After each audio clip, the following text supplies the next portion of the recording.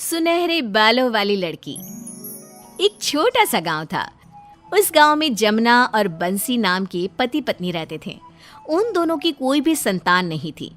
एक रात वो दोनों अपने खेतों से काम करके लौट रहे थे, तभी अचानक से एक जोरों की बिजली कड़कती है और उन दोनों को किसी बच्ची के रोने की आवाज सुनाई देती है। अरे इतनी रात में ये बच्ची के रोने की आवाज कहाँ से आ रही है? अरे हाँ, इतनी रात गए कौन बच्ची रो रही है? फिर वो दोनों बच्ची के रोने की आवाज की तरफ जाते हैं तो देखते हैं कि एक छोटी सी बच्ची झाड़ियों में पड़ी रो रही है। हाय राम, इतनी छोटी सी बच्ची को न जाने यहाँ कौन छोड़कर चला गया। पता नहीं किसकी बच्ची है। जमुना उस बच्ची को अपनी गोद में उठा लेती है और उसे चुप कराने लगती है। चुप हो जा, ना ना ना ना, चुप हो जा मेरी बच्ची। अरे पता नहीं कैसे माँ बाप है जो इतनी छोटी सी बच्ची को यूं अकेले छोड़कर चले गए। वो बच्ची दिखने में बहुत ही सुंदर थी और उसके बाल भी एकदम लंबे और सुनहरे रंग के थे, जो बहुत ही खूबसूरत लग रहे थे, मानो वो कोई बच्ची ना होकर कोई परी हो।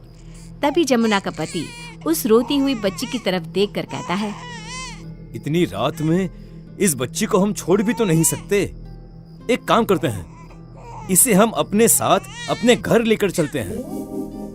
हाँ हाँ, मैं इसे अपनी बेटी की तरह पालूंगी और इसका बड़े अच्छे से ख्याल रखूंगी, है ना मुन्नी? फिर वो दोनों उस बच्ची को अपने घर ले जाते हैं और उसे उसके माता पिता की तरह अपने पास रखते हैं। उसका बड़े अच्छे से ध्यान रखने लगते हैं।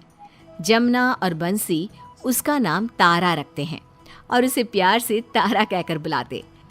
इसी तरह तारा धीरे धीरे बड़ी होने लगती है। साथ ही उसके बाल भी दिन पर दिन बड़े खूबसूरत होने लगते हैं। जमुना तारा के बढ़ते बालों को देखकर हैरान होने लगी थी। अरे इसके बाल इतनी जल्दी जल्दी कैसे बढ़ रहे हैं? धीरे धीरे तारा 10 साल की हो चुकी थी और उसके बाल भी उसके साथ बहुत बड़े हो चुके थे और खूबसूरत भी। तारा के सुनहरे लंबे बाल देखकर हर कोई उसे देखता ही रह जाता। एक दिन की बात है, जमुना के घर उसकी एक पड़ोसन आती है और जब वो तारा के सुनहरे लंबे बाल देखती है, हाय राम, तेरी तारा के बाल तो बड़े लंबे, सुनहरे और खूबसूरत हो गए हैं जमुना। जमुना अपनी तारा को अपने पास बिठाती हुई कहती है, अरे नजर मत लगा देना मेरे बिटिया को। पड़ोसन के जाने के बाद जमुना तारा के सुनहरे बढ़ते बालों को देखकर सोचने लगती है और अपने पति से कहती है, सुनो जी, जो कोई भी तारा के बाल देखता है वो उसके बालों को देखकर कुछ न कुछ कहता रहता है। एक दिन तो उसके बालों को देखकर एक बुढ़िया जमुना से कहने लगी, मुझे तो तेरी तारा को देखकर लगता है कि वो इस दुनिया की है ही नहीं, जैसे कोई दूसरी दुनिया से आई हो। जमुना बुढ़िया की बात का कोई जवाब नहीं देती और अपने पति बंसी को बुढ़िया की कही बात बताती है। तुम ना तारा के बालों को अच्छे से लपेट कर रखा करो, जिससे कि इसके बाल लंबे नजर आए। फिर जमुना तारा के बालों को ऊपर तक लपेट कर रखती थी, जिससे कि उसके बाल कम लंबे नजर आते थे। एक दिन की बात है, तारा जमुना के पास बैठी थी और जब जमुना सोकर उठती है तो देखती है कि तारा के बाल उसके पैरों जितने बड़े हो गए हैं। इतने बड़े बालों को देखकर जमुना हैरान रह जाती है। ये तारा के बाल तो दिन पर दिन बड़े होते जा रहे हैं। इससे पहले कि कोई गांव वाला तारा को देखकर कुछ कहे, मुझे इसके बाल काटने ही पड़ेंगे। जैसे ही जमुना तारा के बाल काटने लगती है, माँ, तुम मेरे बाल क्यों काट रही हो? अरे मेरी बच्ची, कोई तेरे लंबे बालों को देखकर कुछ कहे, इससे पहले मैं तेरे बालों को काट देती हूँ। पर माँ, मुझे मेरे लंबे बाल अच्छे लगते हैं। अरे मेरी बिटिया, बात को समझ, मैं तेरे बाल ज्यादा लंबे नहीं रख सकती। गांव के लोग तेरे लंबे बालों को देखकर कई तरह की बातें बनाने लगते हैं। फिर जमुना तारा के बाल कैंची से काट देती है और उन कटे सुनहरे बालों को घर के आंगन में मिट्टी में गाड़ कर दबा देती है और फिर अपने काम में लग जाती है। कुछ दिनों बाद जमुना देखती है कि तारा के बाल पहले की तरह लंबे होने लगे हैं। उसके लंबे सुनहरे बालों को देखकर वो अपने पति बंसी से कहती है, और अभी कुछ दिनों पहले ही तो इसके बाल काटे थे, ये फिर से इतनी जल्दी बड़े हो गए? हाँ, ये तारा के बाल कुछ ज्यादा ही जल्दी बड़े हो रहे हैं। हमें तारा का ध्यान रखना पड़ेगा। एक दिन की बात है, घर के आंगन में जमुना झाड़ू लगा रही थी। तभी उसकी नजर एक पौधे पर पड़ती है जहां उसने तारा के सुनहरी बाल काट कर जमीन में गाड़े थे। उसी जगह एक सुनहरी रंग की पत्तियों वाला पौधा उगाया है जिसकी पत्तियां सोने की तरह चमक रही थी। अरे ये पौधा यहाँ कैसे आया? यहाँ तो मैंने तारा के सुनहरे लंबे बालों को गाड़ा था, फिर ये पौधा बालों की जगह कैसे उग गया? जमुना को कुछ समझ में नहीं आ रहा था कि ये कैसे हो सकता है। धीरे धीरे कुछ दिनों बाद वो पौधा बड़ा हो जाता है और उसकी पत्तियां रात के उजाले में सोने की तरह चमकती थी। एक दिन की बात है, जमुना और बंसी सुबह अपने आंगन में जाते हैं और तारा को उस पौधे के साथ खेलते देखते हैं और तभी उस पौधे पर लगे सोने के फल देखकर हैरान हो जाते हैं। जमुना, देखो, अरे इस पौधे पर तो सोने का फल लगा है। हाँ, मुझे तो यकीन ही नहीं हो रहा, पौधे पर सोने का फल। अरे कैसे आ सकता है जी? तारा उस पौधे से सोने का फल तोड़ती है और उन्हें अपने माता पिता को देती है।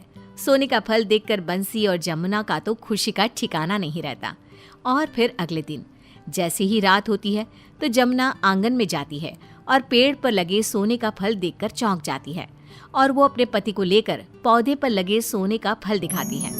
सोने का फल देखकर जमुना भी हैरान हो जाती है। जमुना, तारा कोई मामूली लड़की नहीं है। हमें इसे गांव वालों से बचा कर रखना पड़ेगा। अगर किसी को भी पता चल गया कि इसके बालों से सोने का फल देने वाला पौधा उग जाता है तो कोई भी इसे चुराने की कोशिश करेगा। फिर बंसी और जमुना अपनी बेटी तारा का और भी ज्यादा ध्यान रखते थे और रोज इसी तरह हर उस पौधे पर एक सोने का फल आ जाता और तारा उसे तोड़कर अपने माता पिता को दे देती। इसी तरह तारा के माता पिता दिन पर दिन अमीर होते जा रहे थे और उनकी गरीबी भी दूर होती जा रही थी। जमुना और बंसी को किसी चीज की कमी नहीं थी। उनके पास घर, गाड़ी, जमीन, रुपया, हर वो चीज थी जो हर बड़े आदमी के पास होती है। अब तो गांव वाले भी उन्हें इतनी जल्दी अमीर होते देखकर बातें करने लगते हैं। अरे भाई, लगता है बंसी और जमुना की कोनो लॉटरियां लग गई है, दोनों ये लोग इतनी जल्दी अमीर हो गए। तभी दूसरा गांववासी कहता है, मुझे तो कुछ गड़बड़ लगती है भैया। हाँ भाई, तुम सही कह रहे हो। बात का पता तो लगाना ही पड़ेगा कि आखिर बंसी और जमुना इतनी जल्दी अमीर कैसे हो गए भाई। फिर गांववासी जमुना और बंसी के घर के बाहर रात में छुपकर खड़े हो जाते हैं और पता लगाने की कोशिश करते हैं। पूरी रात खड़े रहने के बाद वो लोग देखते हैं कि उनके आंगन के पेड़ पर एक सोने का फल लगा है। तभी कुछ देर बाद जमुना और उसका पति पेड़ से फल तोड़कर उसे घर के अंदर ले जाते हैं और अलमारी में बंद करके रख देते हैं और सो जाते हैं। अच्छा, तो जमुना और बंसी के अमीर होने का राज ये है। अब तो दिन पर दिन जमुना और बंसी को भी तारा की चिंता सताने लगी थी कि कहीं उसके जादुई बालों का राज किसी को पता न चल जाए। इसलिए वो रात में ही एक पंडित के पास जाते हैं और उन्हें तारा के बारे में सारी बात बताते हैं। मैं तारा से बहुत प्यार करती हूँ। इसे मैंने अपनी बेटी की तरह पाला है। मैं इसे खोना नहीं चाहती। कोई ऐसा उपाय बताओ जिससे कि तारा एक आम लड़की की तरह बनकर रहे। उपाय है, तुम तारा के बाल काटकर पेड़ के साथ जला देना, जिससे इसकी जादुई शक्ति खत्म हो जाएगी और फिर ये एक आम इंसान की तरह जिंदगी जी पाएगी और हमेशा तुम्हारे साथ रहेगी बेटा। फिर जमुना और बंसी घर जाकर तारा के बाल काटकर पेड़ के साथ जला देते हैं। पेड़ और बाल जलने के साथ ही तारा के बालों की जादुई शक्ति खत्म हो जाती है और उसके बाल आम लोगों की तरह काले हो जाते हैं और वो एक आम लड़की की तरह रहने लगती है और गांववासी भी उसके बारे में कुछ पता नहीं कर पाते और फिर तारा जमुना और बंसी के साथ आम इंसानों की तरह रहने लगती है।